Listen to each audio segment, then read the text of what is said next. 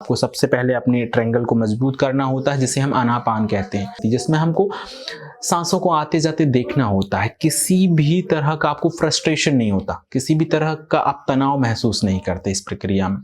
आपको सांसों को देखना होता है, आपका मन भटकता है, उसको वापस लेकर आते हैं और आपको एक बड़े ट्रायंगल पे सांसों को देखना होता है कि सांस कहीं छू रहा है, हल्का सा गर्म है, आपके जो नाक के रोमे हैं नाक में उनको छू रहा है, आपको फील करना होता है। चूंकि आंखें बंद होती हैं तो आप उनको महसूस कर रहे होते हैं। सांस को नेचुरल रखना है, किसी भी तरह से उसको बनावटी नहीं बनाना है, स्वाभाविक सांस को रखना है। इसके अलावा उस ट्रायंगल को मजबूत करना। फिर एक छोटा ट्रायंगल लेते हैं हम, हमारे जो होंठ है वहां से लेके पूरा नाक का एक ट्रायंगल, उस पे हम सेंसेशन को देखते हैं। ये शुरुआती विपश्यना के लिए ये बहुत मायने रखता है, क्योंकि अभी हम सारे शरीर में सेंसेशन को देखेंगे। सारे शरीर में सेंसेशन को इसीलिए देखेंगे कि हम विपश्यना से इस बात को जोड़ेंगे कि सारी चीजें यहाँ पर टेम्पररी हैं। विपश्यना बेसिकली ऐसे लोगों के लिए ऊपर ज़्यादा फायदेमंद होता है। देखिए, विपश्यना से आप सेल्फ रियलाइज्ड तो होंगे, किंतु आपका जो दुख है वो पूरी तरह से खत्म हो जाएगा, क्योंकि आप ये देखेंगे कि हमारे नाक में होने वाली खुजली भी एक टेम्पररी होता है, वो ज़्यादा समय के लिए नहीं रुकती। तो जीवन में आई हुई परेशानियां भी उसी खुजली की तरह हैं। समय का गणित हम लगा लेते हैं या हम उनको परमानेंट मान लेते हैं, लोग आत्महत्या कर लेते हैं। ऐसा व्यक्ति जो विपश्यी है, जो विपश्यना मेडिटेशन करता है, वो कभी भी कुछ गलत काम नहीं उठाता, गलत कदम नहीं उठाता, और उसे पता होता है कि फाइनली सब कुछ ठीक हो जाएगा, या फिर कुछ गड़बड़ हुआ ही नहीं है, वो ये भी समझता है। सिर्फ ये सेंसेशन ही है, जो आने वाले दुख है हमारे ऊपर, जो पीड़ा है, वो सिर्फ एक सेंसेशन है और वो ज़्यादा लंबे समय तक नहीं रुकेगी। इसके लिए हम क्या करते हैं, इस ट्रायंगल को मजबूत करते हैं और हमारे दिमाग में ये बोध बनाकर रखते हैं कि सारी सेंसेशन टेम्पररी हैं। इसके अलावा ये फिर हमारे इंटरनल बॉडी में जाने में भी मदद करती हैं। जब हम बारीक बारीक हिस्सों की सेंसेशन देखते हैं तो हम अपने ब्लड सेल्स की सेंसेशन, ब्लड सेल्स को भी महसूस कर सकते हैं। ये एक बहुत आगे का स्टेज है, इसमें सालों लग सकते हैं, महीनों लग सकते हैं, किंतु आपका इतना तो हो जाता है कि आप अलर्ट हो जाते हैं, आप अवेयर हो जाते हैं, और आप में ये जो टेम्पररी का बोध है ये इतना गहरे स्तर पे आ जाता है कि आप किन्हीं भी परेशानियों से परेशान नहीं होते। जीवन में दुख हमेशा के लिए खत्म हो जाता है। आप लोग सामने वाले व्यक्ति क्यों कौन सा काम कर रहे हैं, किस वजह से कर रहे हैं, आप उसको बहुत गहरे स्तर पे समझ पाते हैं, और आप इतने शांत हो जाते हैं कि आपकी एक्सपेक्टेशन खत्म हो जाती है सामने वाले व्यक्ति से। तो शुरुआती समय में हम सांसों को देखेंगे, इस ट्रायंगल पे महसूस करेंगे। ये पहला हिस्सा है, इसको बोलेंगे आनापान सती, आनापान मेडिटेशन। सेकेंड स्टेज होगा फिर इसका, जब आपका ये ट्रायंगल मजबूत हो जाए, आपको सेंसेशन महसूस होने लगे और आपको फ्रस्ट्रेशन ना हो। याद रखिए, आपको फ्रस्ट्रेशन नहीं होना चाहिए।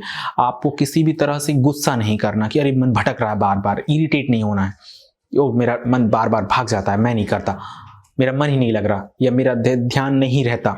कोई बात नहीं, ये आनापान में ही होगा कि कोई बात नहीं, भाग गया, आप कुछ और सोचने लगे, आप स्कूल की बातों को सोचने लगे, कॉलेज की बातों को, गर्लफ्रेंड की बातों को, गर्लफ्रेंड बॉयफ्रेंड के बारे में याद करने लगती है कि आज उसने मेरे को चिल्लाया, मैं उसका बदला लेके रहूंगी। ठीक है, तो इन सब बातों को छोड़ देना है। या हस्बैंड वाइफ के झगड़े हैं, वो आते हैं मन में, हम सारी चीज़ों से दिन भर जूझते हैं, कुछ परेशान रहते हैं तो मन नहीं लगता, किंतु फिर भी आप बिल्कुल रिलैक्स रहें। मन का काम ही है शुरुआती समय में भागना, उसको बार बार लेके आए, बार बार लेके आए, और कई महीने तक इसकी प्रैक्टिस करें। प्रैक्टिस करने से ये होगा, और अपने मन को एक बोध और लाएं कि मन शांत हो रहा है, मन शांत हो रहा है, विचार शांत हो रहे हैं, विचार कम हो रहे हैं।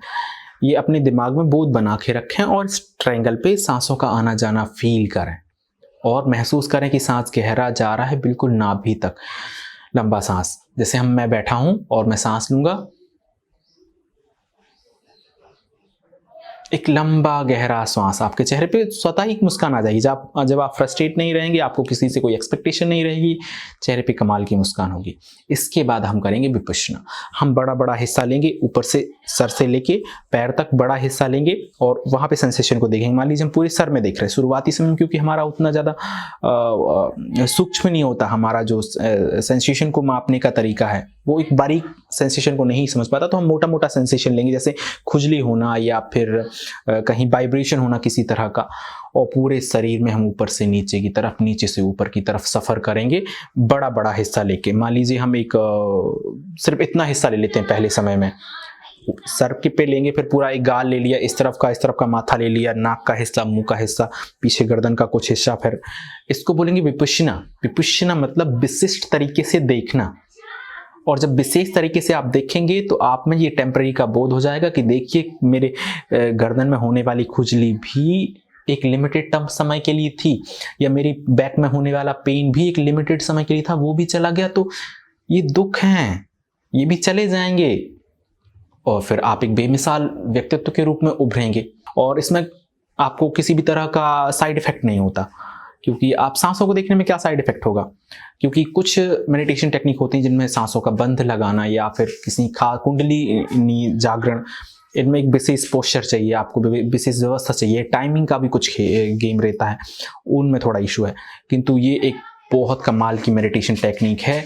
और आप सोच कर देखिए कि ऐसे एक व्यक्ति जिसने उस समय क्रांतिकारी परिवर्तन ला दिए, आज से 2400 साल पहले, जब इंटरनेट नहीं था, आप किसी भी विद्या को लोगों तक नहीं पहुंचा सकते थे, तब इतना कुछ बदल सकता है। तो आज तो कमाल हो जाएगा यदि आप इसको सही और व्यवस्थित ढंग से करते हैं। तो आप सभी के अंदर उपस्थित परमात्मा को मेरा प्रणाम।